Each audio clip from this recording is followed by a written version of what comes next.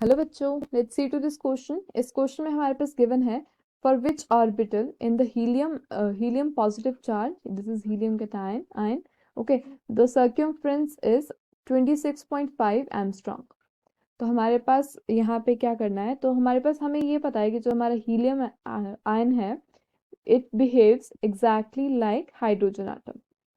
क्यों? क्योंकि हीलियम में, अगर हम हीलियम को देखें तो हीलियम में होते हैं 2 इलेक्ट्रॉन और हमारे हाइड्रोजन में होते हैं 1 इलेक्ट्रॉन, राइट। तो अगर हम हीलियम को पॉजिटिव चार्ज कर दें, हीलियम को positive charge means it loses 1 electron, तो इसके पास ultimately it will be left with 1 electron only. तो ये सिस्टम हमारा हाइड्रोजन जैसा ही होता है। And for hydrogen we know कि अगर हमारे पास सर्क्यूमफ्रेंस का फॉर्मूला, हमारे पास क्या होता है, सर्क्यूमफ्रेंस का हमारे पास फॉर्मूला होता है, circumference we have find out to be 2 pi r, right।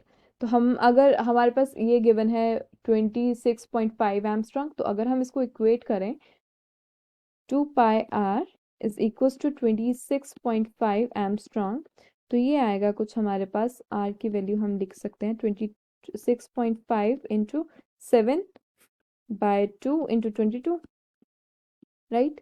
तो हमारे पास ये आएगी वैल्यू समथिंग 4.21 एम्स्ट्रॉम के। Okay, so now we know that हमारे जो हाइड्रोजन जैसे स्पीशीज हैं उसकी अगर हम रेडियस की बात करते हैं तो हमारा रेडियस की आती है समथिंग कुछ ये value for hydrogen like atom. हमारा रेडियस जो होता है वो होता है 0.529 into n square z. Okay, तो हमारे पास n यहाँ पे क्या है, n हमारे पास ऑर्बिटल है, n is our orbital and z is our atomic number. तो यहाँ पे अगर हम वैल्यूज पुट करेंगे तो यहाँ पे एटॉमिक नंबर हमारे पास क्या आएगा, एटॉमिक नंबर आएगा 2।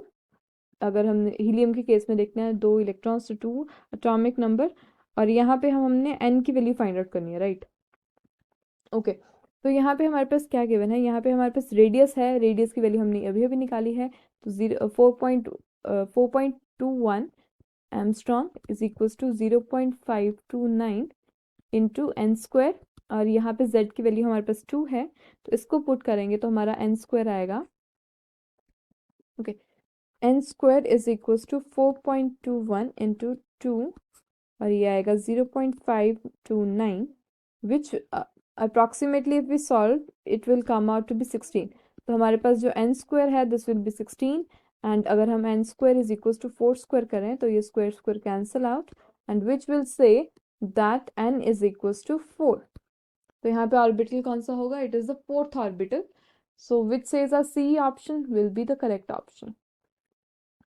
So this was the solution guys, our final answer is option C।